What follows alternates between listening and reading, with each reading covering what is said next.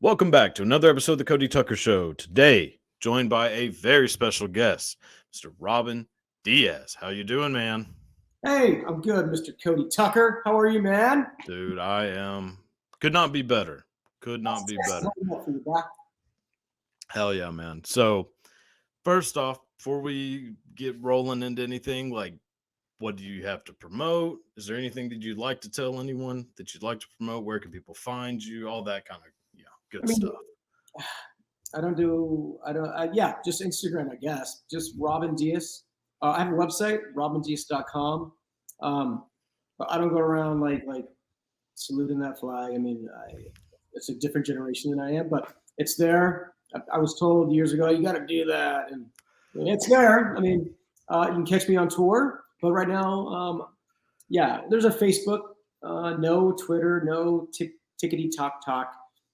Um, but yeah, Instagram and my website. So just robindiaz.com or Instagram. Or you can catch me Hell on. yeah. Yeah. Hell yeah, dude. So you were telling me last night, I guess it was last night, right? That you did the gig at the whiskey. Yeah. Dude, I have been thinking about this like ever since we talked about that. Like, I try not to keep my jealousy at bay, but dude, like that has to be. I'm sure that's not the first time you played there, is it? Or is it? No, dude. Okay. I've been playing there since like the early 90s. And I was like in high God, school. incredible. Like I have a just kind of fascination with like rock history and lore and all that kind of stuff, which I'm sure you probably do as well. I mean, being in the biz, but Yeah. like the whiskey is one of those places where I'm just so fascinated by like the history of it. I mean, like with like the doors. That's why I keep old Jimmy's nipple right there for everyone to see. Venice, But California. That's where they began. dude, yeah, Okay. yeah. I mean, so Made the whiskey, started at the whiskey. dude, so whenever you're playing there, like, is part of you kind of like, are you aware of that when you're doing it, or is it just kind of like, here's another place, like, let's do the show? No, because you got to pay your homage and you got to always, give thanks and gratitude and bless and praise everything and everyone around you and always appreciate the spaces that you're in. And no, I don't forget that because that's where a lot of my idols have began.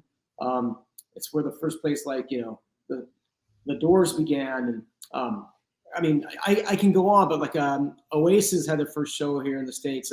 Led Zeppelin, the whiskey, 69. Yeah, It goes on and on. Yeah, man. I shot a video in there in 99, 98, like a live video. And I've done with Daughtry, we've done Halloween private shows there, or we on K Rock, or we would announce a show with different bands. Announce a show like this afternoon, blah, blah, blah, at the whiskey. And then you see a lineup of people, and it's like, wow, I'm in my hometown. This is so cool. And just thankful that to play music and have people show up to see your band. It's a beautiful and amazing, joyous feeling. oh yeah, and I mean and I don't want to like chop it all down to luck, but I'm sure luck has something to do with it. But Absolutely. like, but Yeah. the determination to be, I mean, if you think about it, how many people start off like probably at the same level, like I'm gonna do this, and then it just doesn't happen for whatever reason, doesn't happen. But like, for you to make the leap to where shit, this is like my life, like that is, I mean, the rarity of that has to be just insane. Look, dude, I hear you. And yes, there's not a day I don't take any of people like you, this industry, music, my life, my four limbs, the air I breathe, the people I get to meet and greet. I don't take any of that for granted because I know it can be taken away like that. At the same time, I know it is luck. It's luck, but it's also hard work, perseverance, and there's a saying is you gotta speak it into existence. You gotta put yourself in situations. Like it's like you can only do the European bedroom tour so long without getting out and being seen and playing, whether it's backyard parties, school during recess, or Yeah. for younger kids. How I began was playing in front of people were literally at church, and then talent shows in school, like in second, third grade. Just Yeah. playing any drums at music class. I just wanted to play drums, beat on anything. And you know what? Being a drummer, dude, I'm so hyper. I'm ADHD and it's like ADD. I Mhm.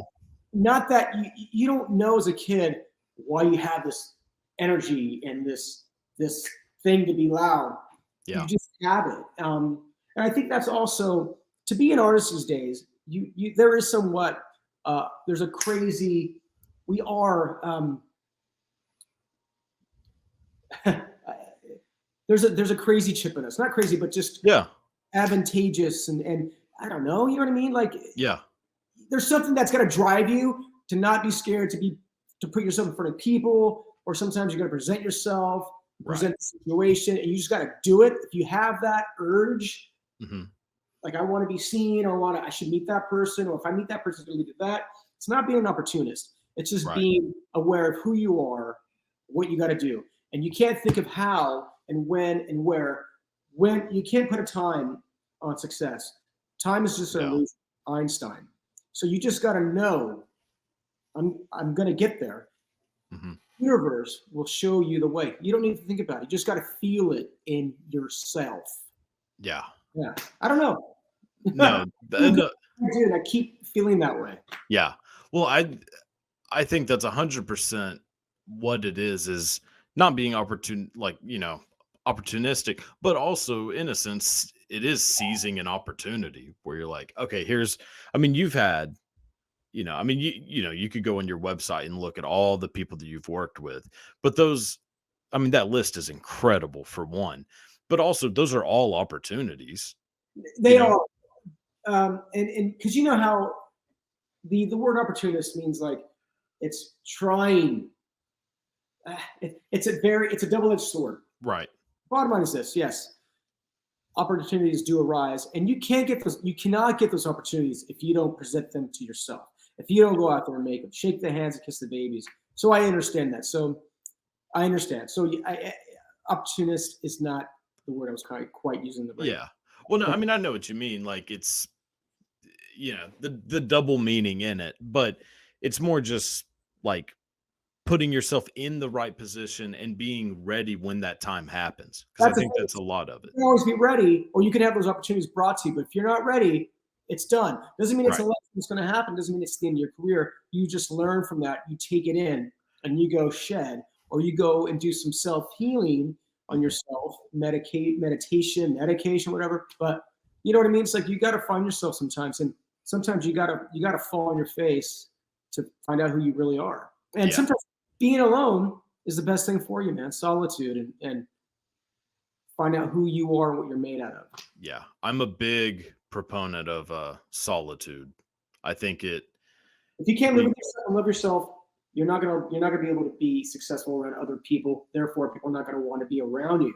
yeah. Well, for sure. And I mean, growing up, which I'm still, relatively young, but definitely have had those phases where I'm like trying to be something different because, oh, well, this is going to make me fit in instead of just embracing that I'm kind of weird, but there's nothing wrong with it. Like, Well, that's it's what good you're to doing. be weird.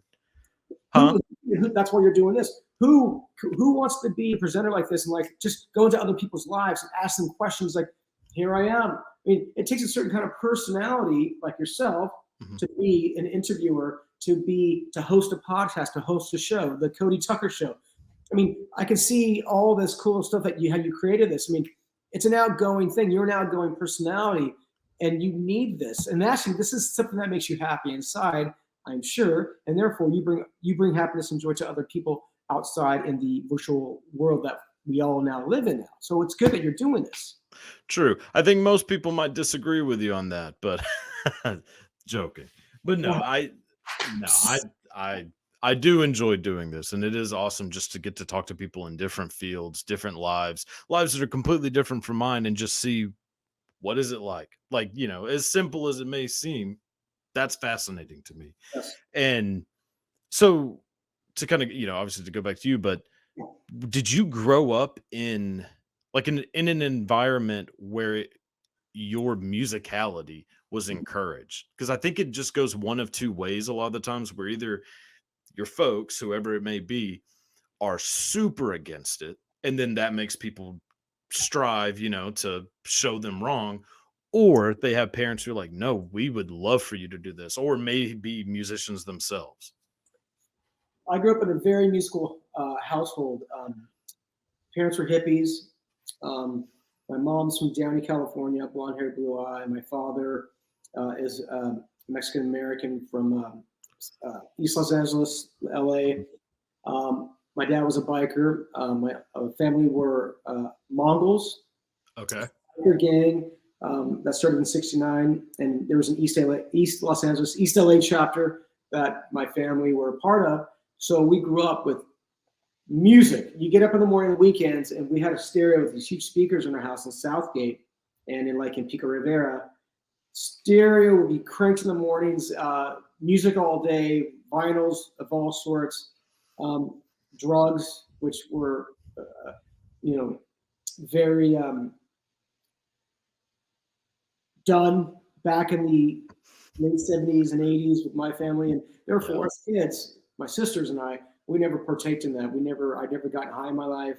I drink, but I drink wine, but yeah, no alcoholism in me, no drugs. It's just something I chose to do. I don't put judgment on people that do it. Everybody I know, all my friends, people I know, just dabble in it. I don't give a crap what you do as long as it doesn't affect our friendship or affect what I'm doing on stage with the rest of the people in the band.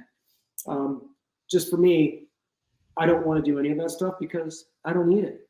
Yeah. And I'm cool, My life is recording songs for an artist, making them happy, and I'm being on stage with the artist and making them happy, and seeing the crowd every night. That's my ultimate fucking high. Excuse my language. You know what I mean? So. No, you're good. Yeah, I mean, with the much smaller version of what you've had as far as like being on stage, that feeling is wild. I mean, It's very euphoric. There's a sexual thing out in the crowd. There's an aura in the crowd that it turns me on in a way like just to play with people and see people. That's the moment I live for. Yeah. Know?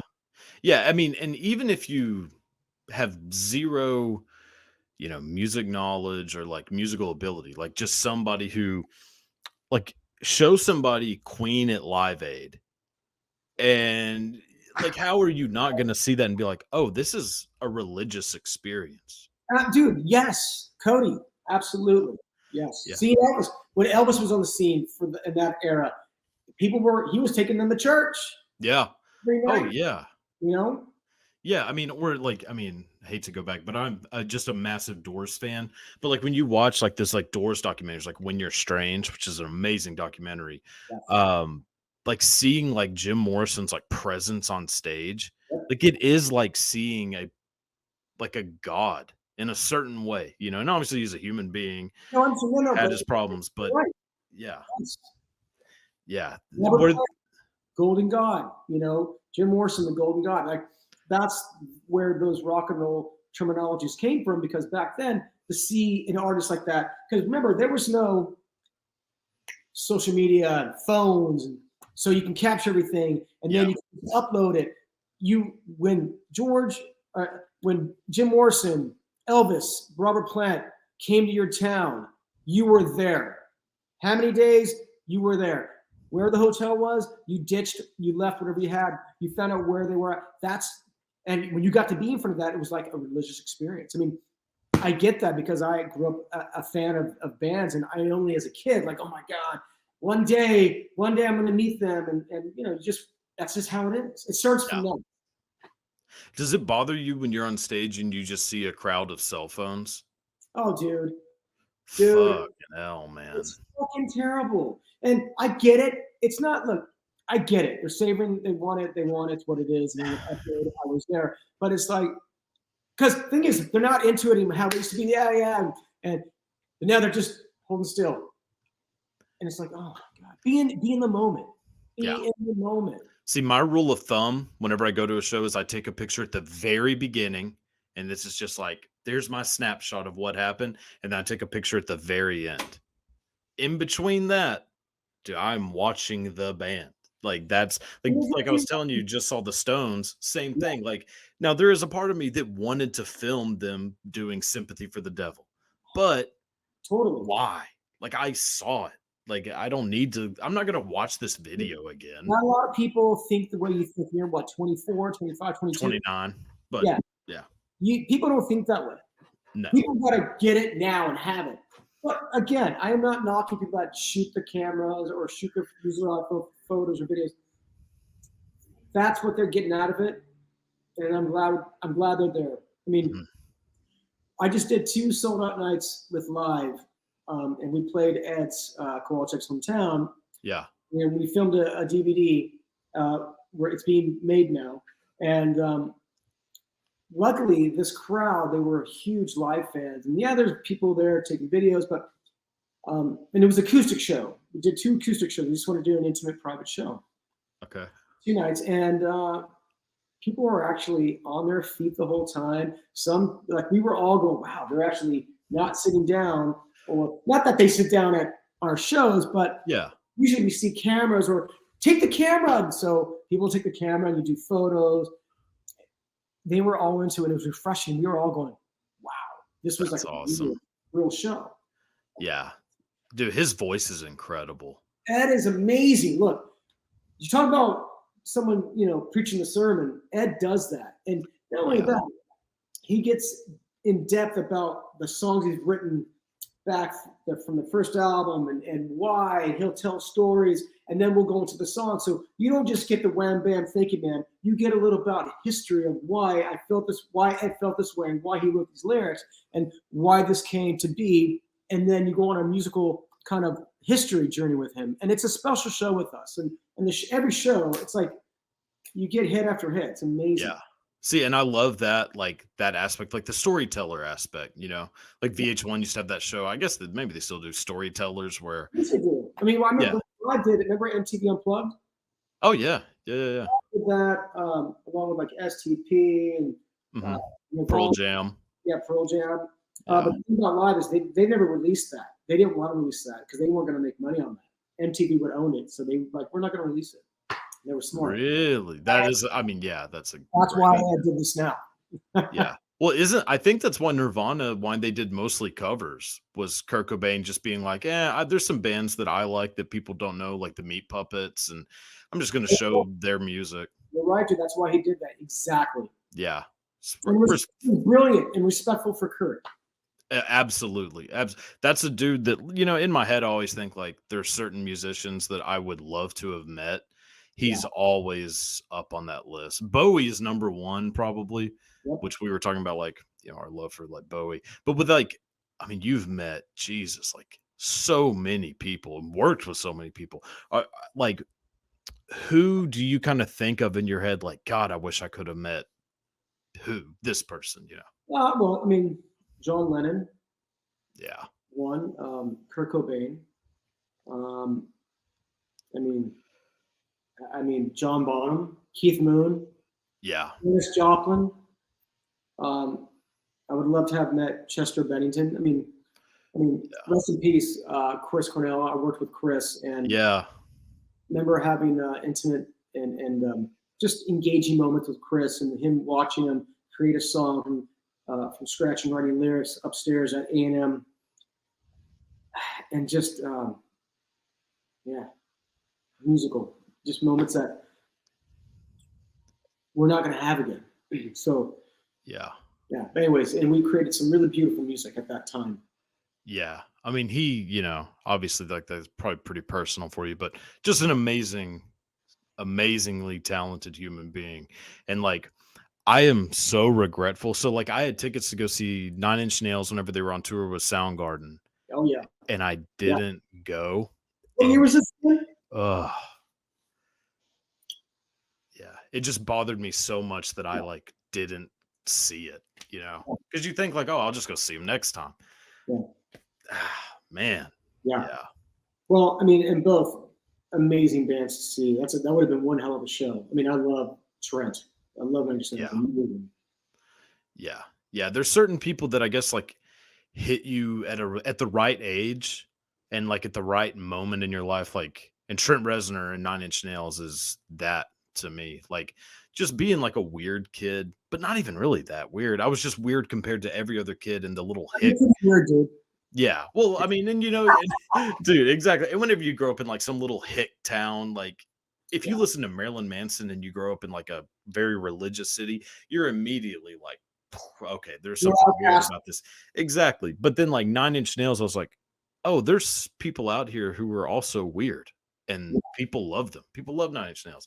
Like, Well, Machine, that his first album, that was an amazing kind of a pop electronic album, pop songs. Amazing album. Pretty Hate Machine, so good. I mean, oh my god. I mean, I love Nine Inch Nails. Amazing. One of my favorite artists. Somebody would love to play with one day is Trent. Yeah. Oh, that would be amazing. Did you so like growing up in a house filled with music? Were there people, because this has been a thing for me, were there musicians or artists that like your folks listened to that as a kid you just fucking hated? But then as you got older, you were like, oh man, these people are incredible. Mine is actually Elvis. I didn't like Elvis as a kid. I just didn't get it. Like I didn't understand what was so cool because like, I'm listening to like Metallica and shit. I'm like, Elvis. As I've gotten older, man, I've just like come to appreciate that guy was the guy, He was. I mean, he inspired Zeppelin and inspired like the Beatles. I mean, yeah, absolutely, man. I mean, for me, that was. I mean, oh my god, I'm gonna have to say, which I grew to love, and I love her now, is Linda Ronstadt. I mean, yes, that is another one. My grandparents were also into like Linda Ronstadt.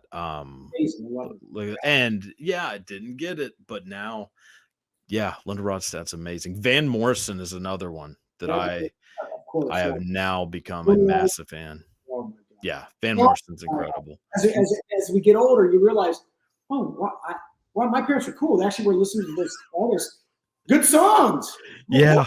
Problem, but we're kids, we're toddlers. Yeah, dude, absolutely. Dude, okay, so when you're going to do like studio work which again, like check out, your website, you can see the range of people that you've worked with is wild. Do you have to kind of like get a feel for like does every artist have kind of a different atmosphere of their studio, or is there kind of like a model that they go off of? As in terms of how their studio is set up or the way they work? The way they work more so. Like, I mean, I imagine some people want zero outside distractions. Some people might have like an entourage. Like, I mean, like that kind of stuff. Well, funny story is one story working with Avril Lavigne. This had to be 2006 with two amazing songwriters, Cara Diaguardi and Brian Howes. Amazing songwriters, produced lots of huge acts just on their own, and I've been lucky to work with both of them. Anyways, I was working with Avril on a song for a record, and she just got married to Derek from Sum 41, and I remember it was just her, Cara, the engineer, Brian Howes, and we tracked the song. We break for lunch, and this was at a place called Conway, which is on Melrose in Hollywood. And she's, oh yeah, we just took some photos for the album, and Derek, my husband, took the photos, and she was showing us. I'm like, and I just happened to say, wow. I go, but it's not. I go, that's amazing. Not, you don't need a professional photographer because you're so photographic. You're beautiful. You're just cool. Yeah. I was fired. We were done with lunch. I had to go home. So you got to learn to read people. Yeah. It's just so fucking dumb, dude. That's kind of crazy. I mean, and years later, I go on tour with Daughtry and Nickelback. We're in Europe, and Avril and Chad just got married, and we were like best friends. That's how these people are. Because, I mean, some of these artists, man, when you're successful that early age for Avril, yeah, stunted in that era because you're given and hadn't fed everything. And I'm not knocking her. I'm just saying this is how these people. When you're given the world at like 15, as it was for her, because she wrote amazing songs and she deserved it, but you're kind of like not in tune with the reality of what's going on around you. You just have yes people. But right. So we were in the UK, and I remember for some reason we just got along and we're fucking drinking and having a good time. Chad's like, dude, Robin Diaz, hang out with her, and and we were all hanging out, and she did not remember once, and I didn't bring it up. I didn't give a shit to bring it up. Yeah. But you know what I'm saying? So, and Billy Corgan, I remember I was working with Billy, and I left Hole in 2016 or 15, I don't know, to go record a record with Billy Corgan. And I flew to Chicago. And one of my favorite bands is the Pumpkins. Same. I love Billy. I love the Pumpkins. And I know all their songs. Mm-hmm. So I'll go out there. We had a schedule recording the new album from like 10 to 2 and start rehearsing for the Pumpkins' first acoustic tour, which they actually did. Okay. Well, unbeknownst to me, I was quite aware of his personality and how he is, but I want to go on face value. I want to meet you, be in a room with you, but unfortunately, his personality perceived him, and I couldn't shake off the dark pumpkin vortex of the aura there. And it's like, I'm a happy-go-lucky fucking guy. Yeah, yeah. And we got done recording, and we're like the day before leaving, and I wasn't in my right mind space. I wasn't in tune with his trip, his plan, and I end up gracefully bowing out, right? And he was like, what do you mean? What do you mean? And I said, well, I can tell there's some issues going on. I don't know what it is. I mean, we haven't even turned up amps. We were rehearsing acoustically. Like, we didn't get to play fucking Zero, Silver Fuck, all these amazing songs that I wanted to play, which I would love Jimmy Chamberlain. Yo, yeah. Fucking tore it up. Yeah. Everyone knows, don't wrong, you're going to play with the Pumpkins. This is your fucking band. Wait till Billy fucking sees you play, which he did. He saw me play with Courtney. Mm-hmm. But I never got to be in a room with him and like go, you ready, Billy? Let's fucking go. Yeah. And what it is for the first time, I let someone get into my mind and fuck me. Like I went on a trip and it was like, what the fuck's going on? And I just said, dude, you're just too much. Yeah. I mean, I can, I'm in a massive Smashing Pumpkins fan. I love the Pumpkins. No ill will. I'm glad they're still doing it. Jimmy came back. And I love Jimmy. And I see Billy every once in a while here in LA. So it's all good. That's just one experience. Yeah. I mean, and you learn from it too. You just learn. Right. And, and the ego is just an interesting thing. Like, some people are on a massive level of fame and the ego just doesn't get bigger. And then some people, it does. And you just gotta, I guess for you, especially, you've probably had to just kind of learn how to like get a read on what their ego is, if there is one, and kind of learn how to walk around it. Everyone has an ego. Dude, I have to be a psychologist. You got to learn to read people, and you got to learn as a drummer, especially for me being, having my ADD. I've learned now to just listen, and my excitement is all because I'm excited and happy to be there, happy for my surrounding, and I know what I'm going to give to you. I know what I'm going to deliver to you. But some of these people from that era, like from Peter Murphy with Bauhaus, which I love. Yeah. Which we're still good friends to this day, and we're going to work together again. But he's a person that, you learn to just hang out, email he speaks, you talk to him. Because really, you're there to serve. My job is to serve the drum, to serve you, fans. I'm there to play the parts. I'm not there to be your friend or your best friend or your fucking kick pillow. I'm there to play drums and take off to the hotel, meet you on the bus the next day or the plane. But no, dude, everyone has an ego in this era, of that era, especially. Mm-hmm.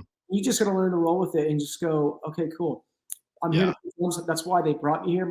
That's my purpose, and that's my sole purpose only. If they want anything else after that, then ask me and we shall proceed. But you just gotta, Was there ever anyone that you were surprised, like you kind of had a misconception about them as far as, oh, I bet I've heard they're difficult or whatever. Then you meet them, you're like, holy shit, this person's awesome. Courtney Love. Really? Courtney was the coolest fucking woman. she's a Wonder Woman to me. She's just amazing. She'll talk to you. You can ask questions, and she's fun. She's not a fucking deadbeat, and she still fucking has a good time, has stories to tell, and wants to make sure that you're hanging out and engaging. She doesn't want you to be a fucking, like a limp dick. She wants you to fucking engage, and it's like it's awesome because you feel that it's like, all right, let's go. You know what I mean? Yeah. See, I've kind of felt like she's always gotten a bad rap, Of course, man. She's the dirty rocker chick of the industry, but guess what? You don't get ahead in life if you're just a fucking quiet little mouse. You got to make some headways. And she actually literally is from that generation. Yeah. Drug addict, alcohol, fucking. She was a stripper at a place called Jumbo's, and she came all out of that rubble to this fucking glorified human being, in the sense of glorified means to this iconic musician that we all know now in 2023. I don't dig deep into her private life. That's not why I'm there. Again, I'm here to only serve the music. But when I'm with her, she was very fucking cool. Yeah, that's awesome. Yeah. See, I like hearing like that kind of story, because so many people focus on like, oh, I wonder if this person's an asshole. Like, I'd rather hear that somebody is actually cool as shit. Yeah. I mean, even Billy wasn't an asshole. It was a moment in his career. He was just wanting to get Jimmy back. Remember, because I came in after Brad Wilk. Brad Wilk was playing with the Pumpkins for a bit.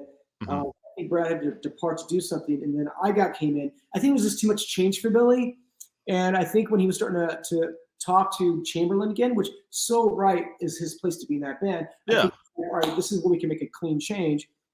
But he should have handled it differently instead of taking it out the way he did. Yeah. Anyways, no ill will on Billy. I still huge fan. For sure. I mean, all those situations are just so complicated, it seems like. To where, like, I mean, is anyone really like a hero or a villain? Or is there just a lot of shit going on, Like, that's kind of more how I look at it, but Dude, the more money you make, the more problems you have. Hell yeah. And this is the people we play with. I mean, yeah. So whenever you're going into the studio, is it typically like a situation, maybe like a Pete Townsend situation where he's already kind of like done everything and laid out like what the drum should be, then brings in Keith Moon to kind of moon it up? Or do they kind of like want you to improvise or kind of stick to a script? It's my who. Hell yeah. Dude, Pete Townsend is incredible. Like, I'm such a fucking fan of. Oh my, yeah, baby. Can you guys see that? Yeah. Oh yeah, I can see it right there. And here's my Keith Moon again. The Who. God damn. Bonham. Come on. Yeah. See, Bonham is that's my like top of the level dude. Neil Peart also, but right, Neil Peart. I know it feels wrong, but I know that is the right way to do it. So I try not to be an asshole. If you're a fan, that's awesome that you're digging and doing your homework. Try to. It's a fascinating world, like the history of it is just fucking amazing. But yeah, so I mean, as far as that goes, like in the studio, like how much of that is you getting to be you? It's all me, but because I mean, every record I do, because that's why they're calling you. Knock on wood, it's because you come in with a name and people call you for that service. And the thing is, I'm a simple drummer. I'm a song drummer because I'm a songwriter. I like to play guitar. I grew up, loving bands that were all about songs. And as I play drums to a song, if I'll get a scratch demo of a song, I'll listen to it and they'll send me like a guitar track and a vocal track demo and with the arrangement. And then they'll just like, all right, dude, here's your thing. This is the sketch of the song. What would you do? Or sometimes I'll get a programmed drum machine track. Just go, it's the idea, but do you. Okay. Which is fine. But no, dude, you at this point in my career, you have to know what you're fucking doing or you're just not, you don't get it. You know what I mean? Yeah. And yeah, no one's actually told me, play this, play that there. Right. And I don't mind because there's no ego here. I know I'm not a mind reader, and I didn't write your song, but I know you brought me here so because you know I can do whatever you want me to do. So you Yeah. tell me where you want to go, and I'll do it. That's how it Right. is. Yeah. Well, that's kind of like the stories that you hear a lot of the times are, or at least some of the stories I've heard is like the kind of like, no, I said play this, you play this. Now these are stories from like a while back. Like I've heard Yeah. stories about like, well, it's just, I mean, I'll just say Elton John is one that I've heard a few times where it's like, oh shit. But What do you? I didn't hear. I didn't hear anything like that. but Wow. I don't, I mean, who knows if that's even true. Elton John also is a genius. So Yes. gotta just kind of listen to what he says. But it yeah, it's good to know that like that if someone has that ego, it doesn't like step into the like creative process of like, no, I still want this to be the best version it can be. So Yeah. I'm gonna let you do whatever the hell you want to do to make it that level. Normally, they'll let you do a couple passes of what you want. Usually, it's 2 or 3 passes. Then, even after the first pass, because you'll go through it and it sounds good. I mean, that's what I do. I try to strive for. I'll go as many takes as you want. Usually I'm in the drum booth and they're in the control room listening. Or Mhm. sometimes I get to play live with the band, which is great. And then as you start to get it, you push record, do 3 takes, and you'll pick the best one, whatever. That's called musicians playing live and recording off the floor. Right. Uh, Right. but no, sometimes you'll hear back. All right, now Robin, in the chorus, let's try this kick pattern.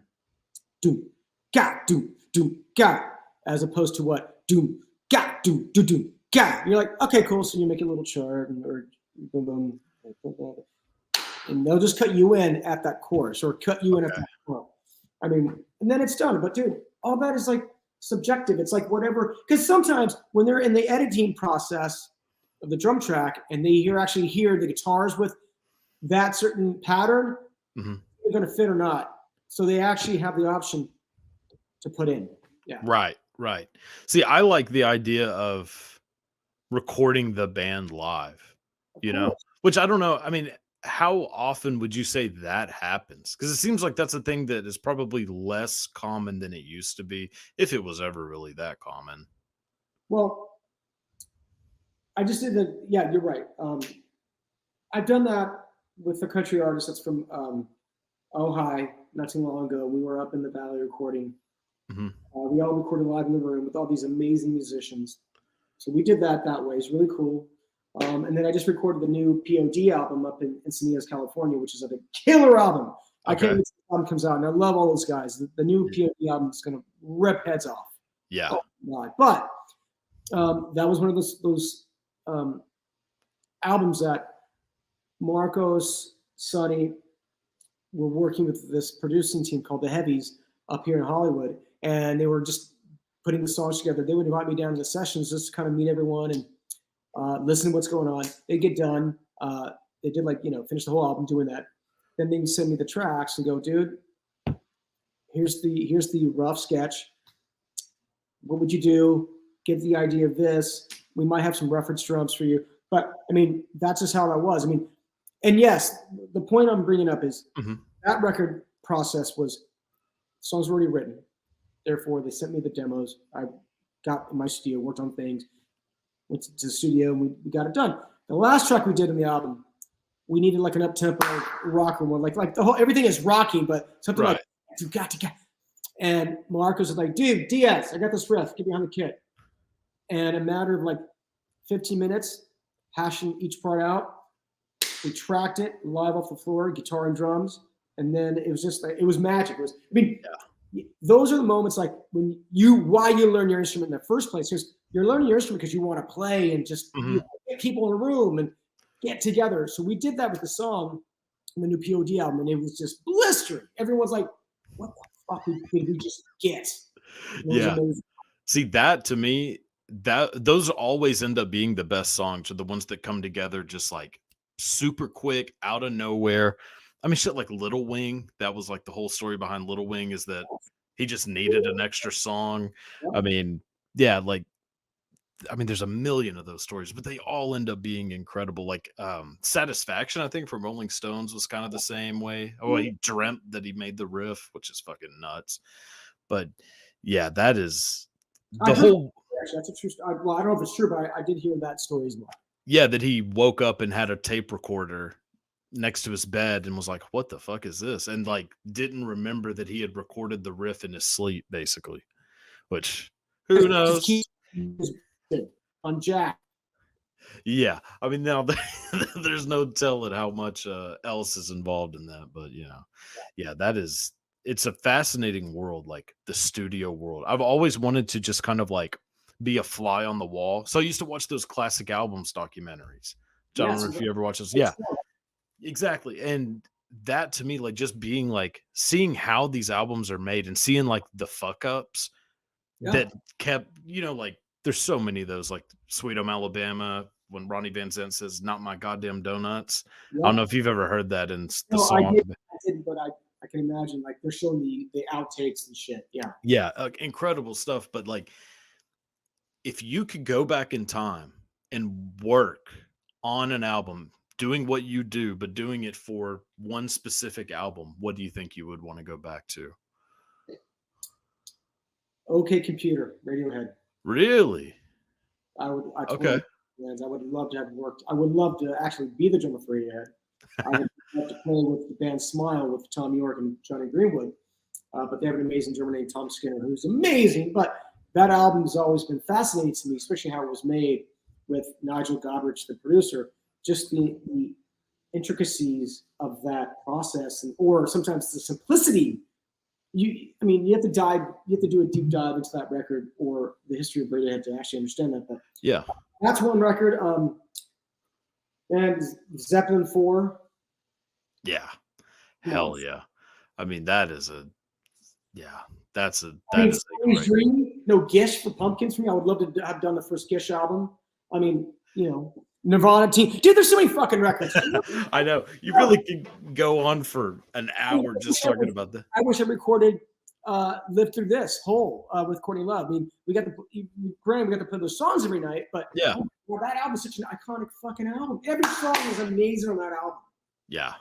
Yeah, definitely. I mean, I always have like kind of the ones in my mind, and it's very similar ones too. But like also The Wall. I'm just a massive Pink Floyd fan. And so is Billy. I mean, we used to rehearse, warm up to Hello, Numb. Comfortably Numb, yeah.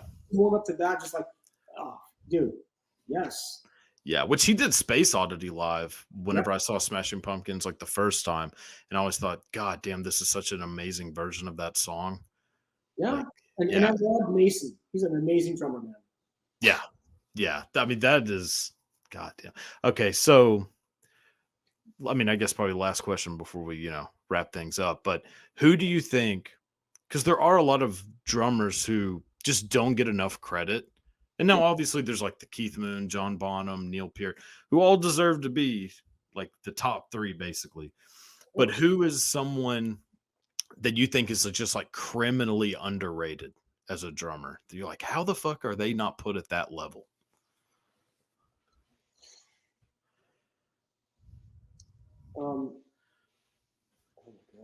Because I can give you mine.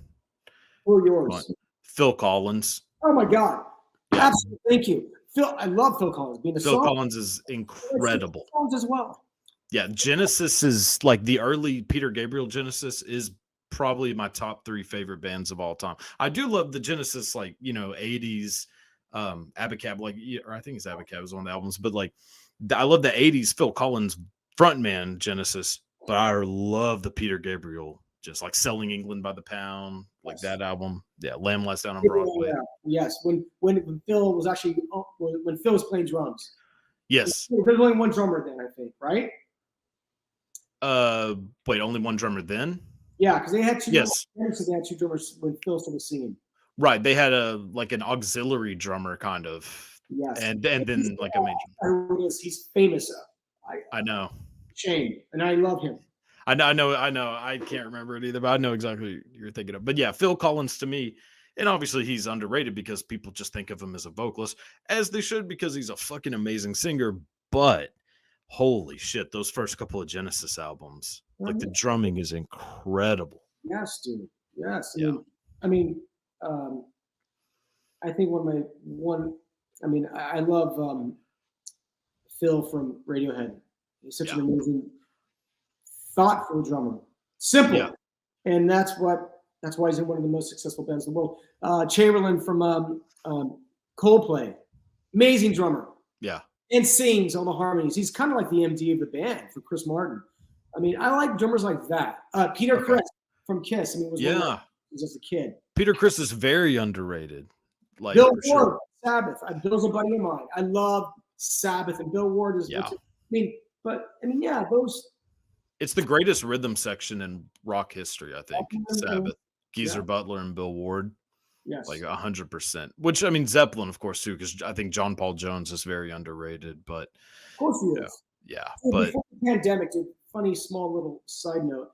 okay, Before the pandemic hit, I was supposed to go into rehearsals with Bill Geezer Butler's band.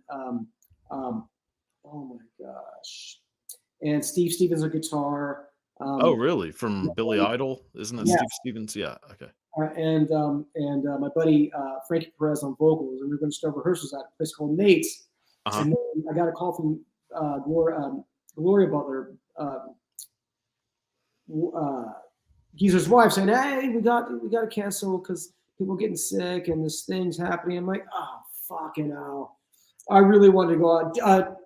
Deadland Ritual.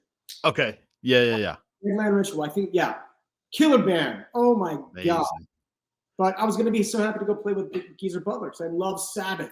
Yes. Yeah. The last one I can think of, and Ozzy. Oh, one of my most underrated drummers, I think, is Uh-huh. Lee Kerslake. Lee Kerslake, rest in peace. He's passed away. Who was the original drummer for Blizzard of Oz and Diary of a Madman. He was a drummer for Uriah Heep. Okay. Yeah. 2 albums on Blizzard of Oz and Diary of a Madman with Randy Rhoads. Mm-hmm. Yeah. Drumming it takes you out of your body. It's an out of body experience. This drumming, because the parts he played back in the late 70s, and oh my god. Wait, so he was the drummer for Uriah Heep? Yeah. I didn't know that. Yeah, he was. That's a very underrated band to me. Of course For they sure. are. It's one of no. Well, I do like. I was thinking of UFO also, but yeah, Uriah Heep is fucking amazing. Wait, and then it was Vinny. I say the name wrong every fucking time.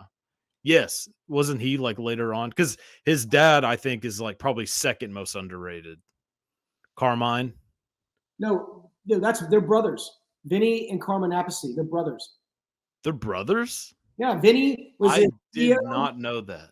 Yeah, he was in Dio. Really? Yeah, dude. Heaven and Hell. Yeah. And Vinny and Carmine, co-wrote "Do You Think I'm Sexy" by Rod Stewart. Well, Vanilla Fudge is what I was. Vanilla Fudge. Yeah. Which Vanilla Fudge is one of my favorite bands too. But Yes, I am an idiot, dude. I don't know how I didn't know that. That's so crazy. You're 18 years old. How are you gonna know that? True. Knowing that Vanilla Fudge is a band is pretty rare, I would imagine, for someone my age. I mean, Yes. but he is God. Yeah. There's just so many really that are just. Tommy Aldridge, he started playing after Lee Kerslake, drummer for Whitesnake. My God. Yeah, that's what I was thinking of was White Snake for him too. Beast. Yeah. Rudy Sarza is one of my dear friends. We record records all the time together. Yeah. And Rudy would give me beautiful stories about Randy Rhoads and Tommy. And yeah. See, as someone who like grew up playing the guitar, Randy Rhoads was always like my guy, and Dimebag because I grew up in Texas, like outside of Dallas. So both. Yeah, exactly. Like also Alex Van Halen, very underrated. Very underrated, but dude, brilliant. Every song, every drum part was brilliant, well orchestrated. Oh my God. That guy, you can go on days about him. Stuart Copeland. Yes. Oh my fuck. Yes, dude. Stuart Copeland is amazing. The Police.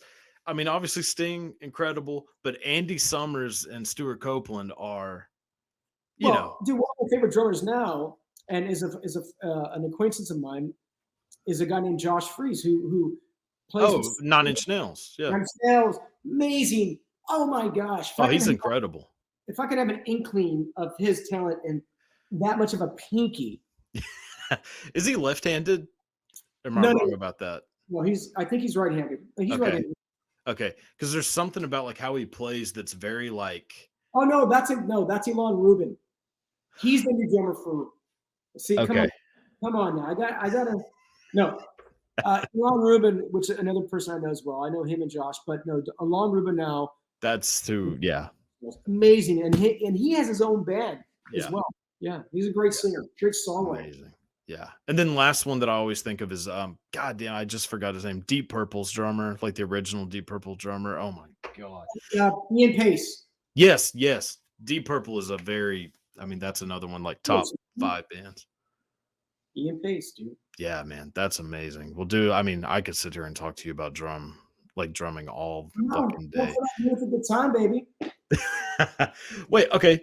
If you were going to just completely learn a completely new instrument, give up drums, like go back in time, what instrument would you have picked?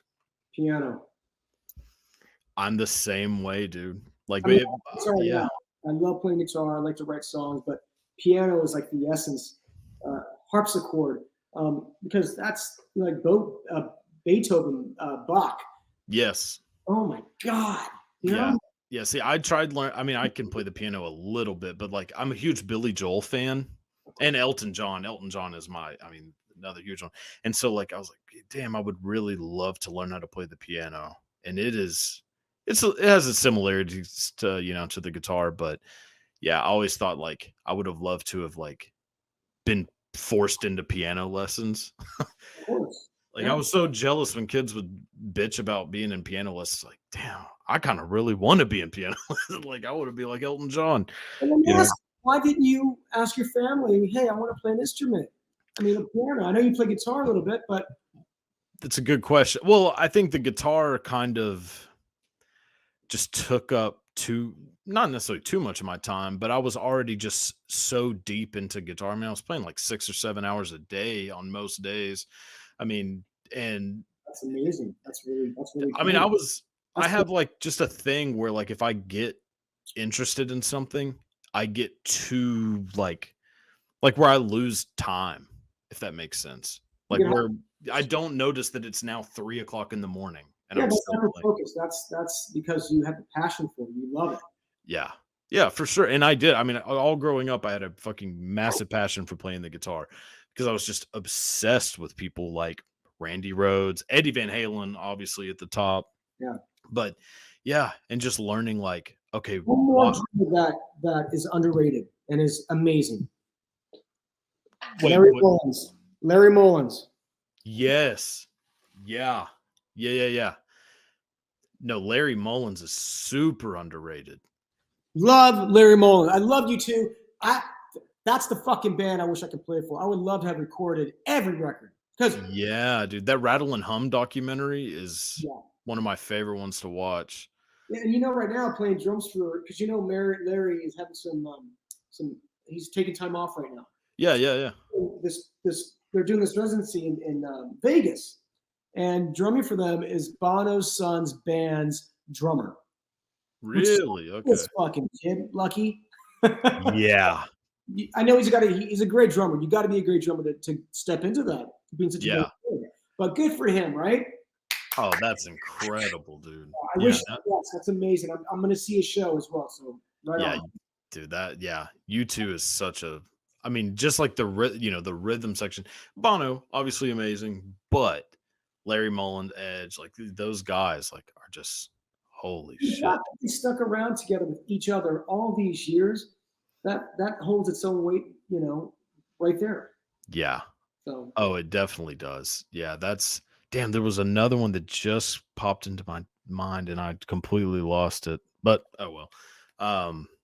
Yeah, man, I could talk about this shit all day. You got my number. Yeah, I'll let you know. Damn, it bothers me like more than you could imagine when this happens. Let it go, man. Let it go. It's on the tip of your tongue. I know. But yeah, man. So obviously, you're gonna say Phil Rudd from AC/DC. Okay, this is gonna, sound bad. I'm not a massive AC/DC fan. All right. Just but For me, I love him. I love AC/DC. I I like well, I definitely like Bon Scott AC/DC. Wait, who was it Chris Slade? Is that the drummer? That was on Fly on the Wall. Yeah. Yeah, the guy Okay. Thunderstruck Thunder. Yes. Okay, so that's I always get Chris Slade and Phil Rudd. The hills have eyes. Yes. Yeah. I mean, I do like AC/DC, like the early Bon Scott era. Definitely a fan. I mean, I love Brian Johnson. I remember walking in 1981 or 80, walking. It's when you kids can walk in your neighborhood dark and not be kidnapped or fucking molested. Yeah. Kids these days, there's a lot of weird shit going on. But I went to a place called Thrifty's, and you can get ice cream, you can get records there, magazines, and I bought a Hit Parader with Angus Young on it. It was purple magazine. I remember I just had like some, candy money, and I think it was like $1.50. And I bought it, and all it was about Back in Black. So I get home, my dad's already rocking the record, smoking fucking. There's a sea of smoke in the air. It's like night, blasting that album, and I'm like, oh, this is that band, and dude, Hell's Bells. Oh my god, Yeah. amazing. And Mutt Lange just made and amazing. An incredible producer. Mutt Lange's nuts in UK backstage after a Nickelback show, and it's hilarious. That's all I'm gonna say. And we laughed about it. A goblet of wine on Mutt Lange's lap because I was a little drunk, as we all were. Well, why not? I mean, when in Rome. Yeah. Oh, and Max Weinberg is who I was thinking of. Amazing. Yeah, the E Street Band gets very overlooked, like just because there's about 50 of them, and and old Clarence kind of took, I think, a lot of the popularity. But I mean, as he should. But Max Weinberg, god damn, he's incredible.